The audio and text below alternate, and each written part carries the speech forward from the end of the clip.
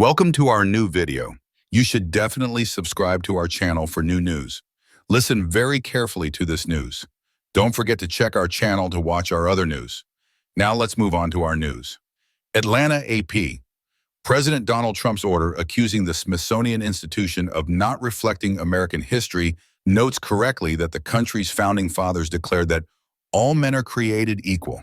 But it doesn't mention that the founders enshrined slavery into the U.S. Constitution and declared enslaved persons as 3/5 of a person for the purpose of the census.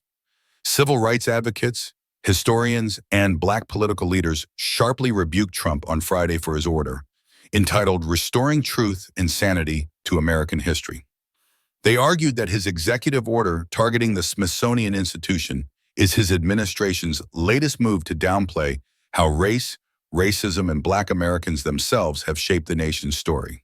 It seems like we're headed in the direction where there's even an attempt to deny that the institution of slavery even existed, or that Jim Crow laws and segregation and racial violence against Black communities, Black families, Black individuals even occurred, said historian Clarissa Myrick Harris, a professor at Morehouse College, the historically Black campus in Atlanta.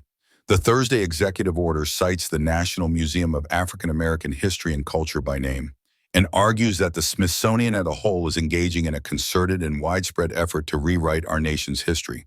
Instead of celebrating an unparalleled legacy of advancing liberty, individual rights, and human happiness, the order argues that a corrosive, divisive, race-centered ideology has reconstructed the nation as inherently racist, sexist, oppressive, or otherwise irredeemably flawed. It empowers Vice President J.D. Vance to review all properties, programs, and presentations to prohibit programs that degrade shared American values or divide Americans based on race. Trump also ordered Interior Secretary Doug Burgum to determine if any monuments since January 2020 have been removed or changed to perpetuate a false reconstruction of American history, or inappropriately minimize the value of certain historical events or figures. Trump has long criticized the removal of Confederate monuments, a movement that gained steam after the May 2020 murder of George Floyd. Critics argue the order is the latest move by the Trump administration to quash recognition of Black Americans' contributions to the nation and to gloss over the legal, political, social, and economic obstacles they have faced. Trump's approach is a literal attack on Black America itself. Ibram X. Kendi, the race historian and best-selling author, said, "The Black Smithsonian, as it is affectionately called, is indeed one of the heartbeats of Black America," Kendi argued, and also one of the heartbeats of the nation at large. Congressional Black Caucus Chair Yvette Clarke, DNY, suggested that Trump wants to distort the national narrative to racist ends. "We do not run from or erase our history simply because we don't like it," she said in a statement. "We embrace the history of our country, the good, the bad, and the ugly."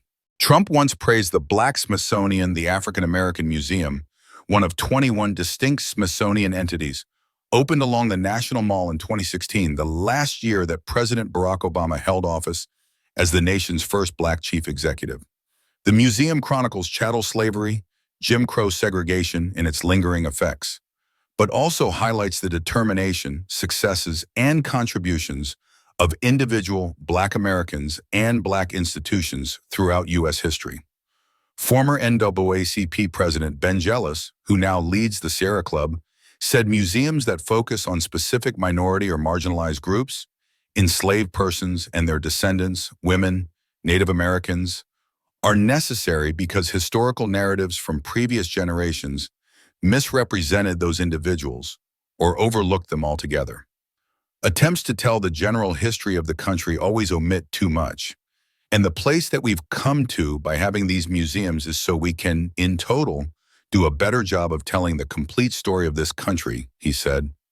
And indeed, Trump sounded more like Jealous when he visited the African American Museum in 2017, at the outset of his first term, and declared it a national gem. "I'm deeply proud that we now have a museum that honors the millions of African American men and women who built our national heritage, especially when it comes to faith, culture, and the unbreakable American spirit," Trump said, following a tour that included Senator Tim Scott of South Carolina, and then Housing and Urban Development Secretary Ben Carson, both of whom are Black. I know President Obama was here for the museum's opening last fall, Trump continued. I'm honored to be the second sitting president to visit this great museum. Trump's war on woke targets history. Trump won his comeback White House bid with a notable uptick in support from non-white voters, especially among younger Black and Hispanic men. He ratcheted up attacks during his campaign on what he labeled woke culture and diversity, equity and inclusion initiatives, not just in government but the private sector. He also used racist and sexist tropes to attack Democratic nominee and Vice President Kamala Harris, the first Black woman and person of South Asian descent to hold national office, and regularly accused her and other liberals of hating our country. Since his January 20th inauguration, Trump has banned diversity initiatives across the federal government. The administration has launched investigations of colleges, public and private, that it accuses of discriminating against white and Asian students with race-conscious admissions programs intended to address historic inequities in access for Black students. The Defense Department, at one point, temporarily removed training videos recognizing the Tuskegee Airmen and an online biography of Jackie Robinson. Defense Secretary Pete Hegseth fired Joint Chiefs General C.Q. Brown, a champion of racial diversity in the military, who spoke about his experiences as a Black man after the murder of George Floyd. The administration has fired diversity officers across government, curtailed some agencies' celebrations of Black History Month, and terminated grants and contracts for projects ranging from planting trees in disadvantaged communities to studying achievement gaps in American schools. Warnings of a chilling effect, civil rights advocates and historians express concern about a chilling effect across other institutions that study Black history. Kendi noted that many museums and educational centers across the country, such as San Francisco's Museum of the African Diaspora, the Legacy Museum from Enslavement to Mass Incarceration in Montgomery, Alabama, and the International African American Museum in Charleston, South Carolina, exist with little to no federal or other governmental funding sources. Some already are struggling to keep their doors open. To me, that's part of the plan, to starve these institutions that are already starving of resources so that the only institutions that are telling America's history are actually only telling political propaganda, Kendi said. Associated Press journalists Aaron Morrison in New York and Gary Fields in Washington contributed to this report.